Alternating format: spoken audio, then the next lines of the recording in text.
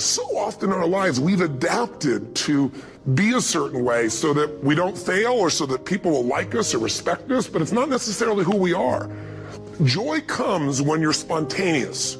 It's really hard to be truly happy when you're not being yourself. And most of us have no clue who we are. And so a big part of my work, if you've ever been to an event, you know, is to get people to do things spontaneously without thinking, because that's when the real you shows up. That's when the energy comes alive. And when you do that, when you start to connect to your true nature, suddenly there's energy available for you to set a higher standard for what you want in your life. That's what this is really all about. And when I talk about standards, when I talk about, you know, shoulds versus musts, think about your own life.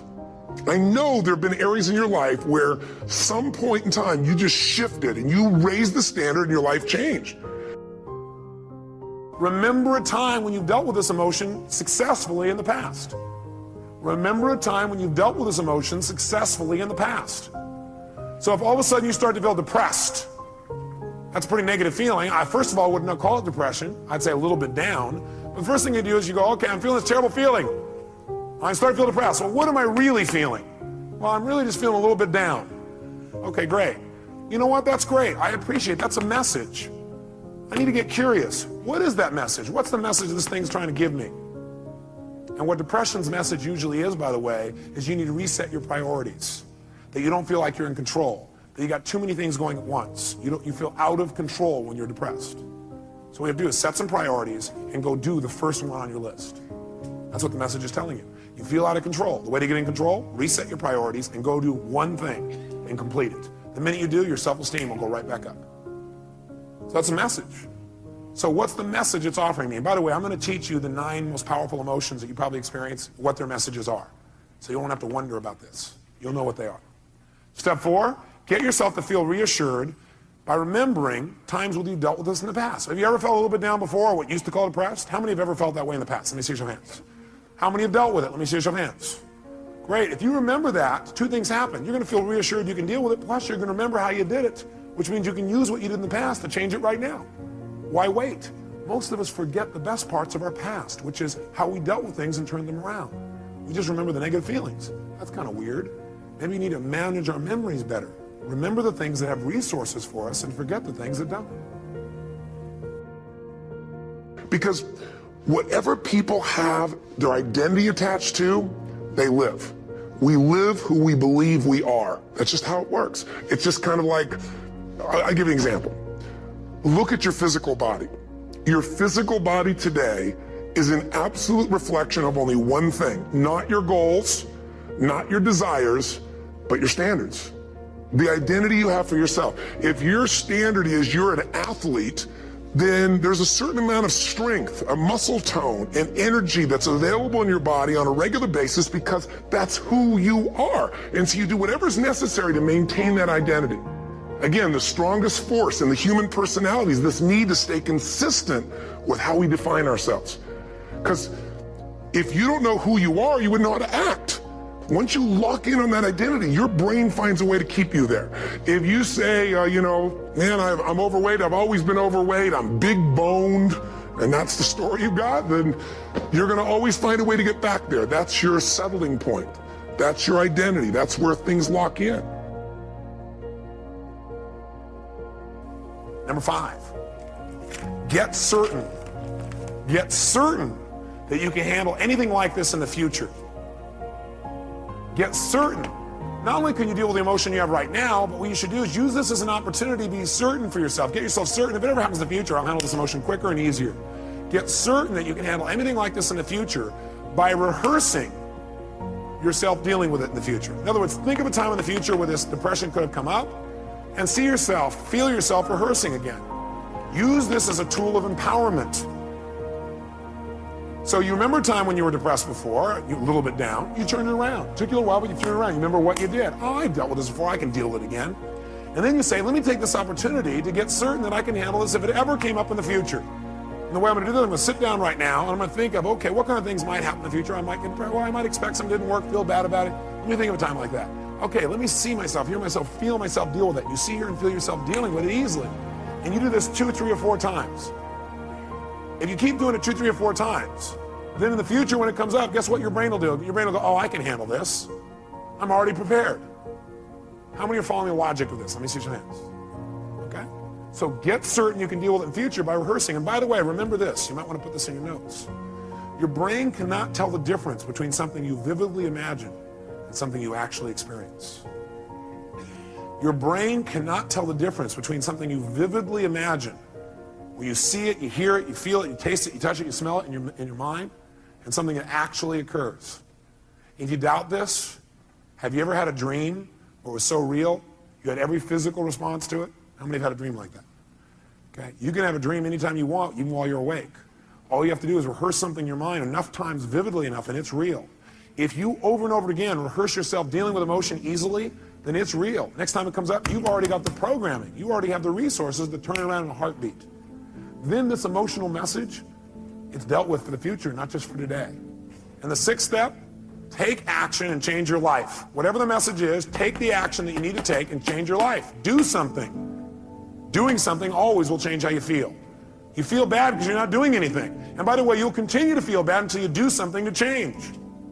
So if you do anything, it'll improve you and move you in the direction you want to go. People are skeptical or pessimistic for good reason. I know when I first started doing what I was doing, when I went to Germany and people said I was Hitler because I had people going, yes. It's like there have been a lot of people over the years who have provided some form of insight, but then they had an agenda of something they were trying to do to people. And so I get that. And also as a masculine male myself, somebody's got to earn the right for them to coach me. And so he doesn't know me from squat, right? You might think I'm just some pump up motivational speaker. He doesn't understand the strategy or, running 74 companies, doing over $6 billion in business, having had no business background to start with. So it might be interesting for you to consider not trying to get him to go to a seminar, but maybe get him to just watch the Netflix special on Tony Robbins, I'm Not Your Guru. If you've not seen it, a lot of people are super skeptical, can watch that for an hour and 45 minutes, and they really get to see what's real. Because you see behind the scenes, you see what a seminar is really like, even more than this. Those of you who haven't seen that, you might want to take a look at it. So that usually will bring someone to start saying, holy cow, this is different. This isn't just some pump up stuff. And part of this, because, obviously I know the power of energy, but if all you have is energy and you don't have any strategy, you're going nowhere. But I also think, the most powerful thing you can do is remember what I said, on the relationship day. What you bring to the table, instead of focusing on him, what you bring to the table. If he doesn't go, you just go on your own. And you figure out how to improve your mental, emotional state, and you figure out how to break your patterns when you're getting hooked. When those things change and you're coming home and you're so loving and euphoric and so happy, the greatest impact is that.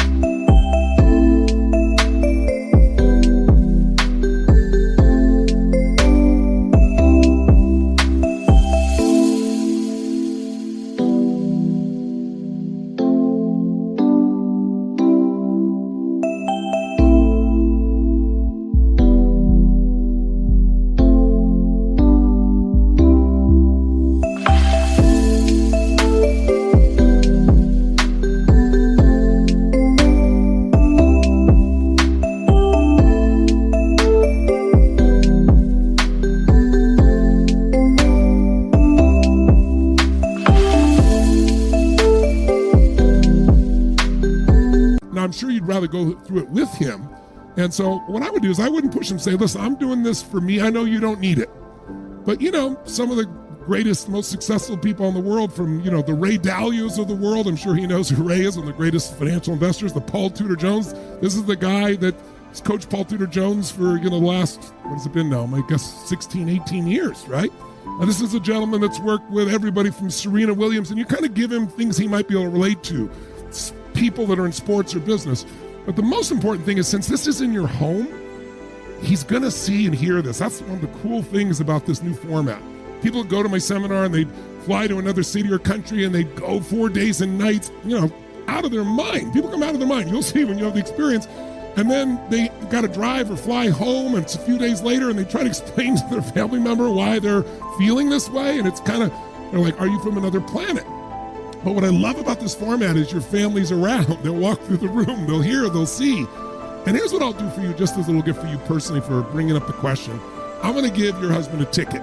So you stay on the line, Isabel. We'll make sure we make it. And so I'm going to give you a little gift. So you just pay for your ticket. I know you're already going. And then that way you're not losing anything if he doesn't show up. But my bet is, like I've told you a couple times, maybe I've shared with more with a group on Zoom, but it's mind-boggling to see what happens with families. The children walk by and all of a sudden they're doing a meditation or whatever it is. It's one of my favorite things about this format. Don't get me wrong, I love the live format. I love the energy of it. But we generate that energy all around the world where people are in their home with their family.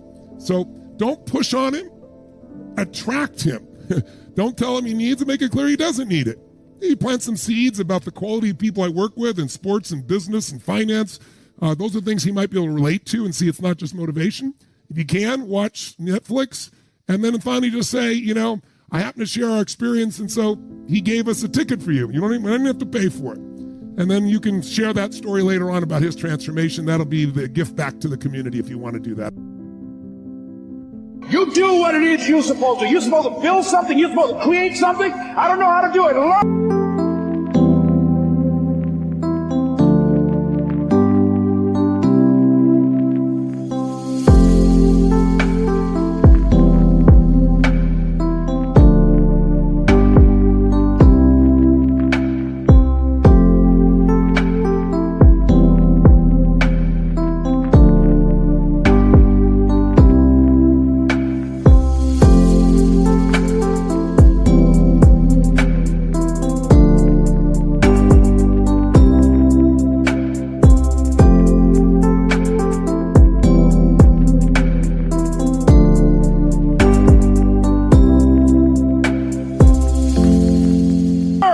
To whatever's required.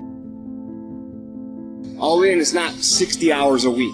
All in is not, I worked a Saturday twice a month. All in is all fucking in. And you either are or you aren't. Understand every time you point the finger that what you saying to your dreams and goals is, I'm about to put you on hold. You gotta take ownership. You will not find toughness in a comfortable environment. The only way you find it is to drown yourself. I take full responsibility and I'll do whatever it takes. I'll take ownership. I'll get up. I'll stay late. And that's why you point the finger, because you don't like how the pain feels. In a position where you're just out of sorts, where you can't swim and you're drowning. You're drowning in life. And you say, you know what, man? Fuck that.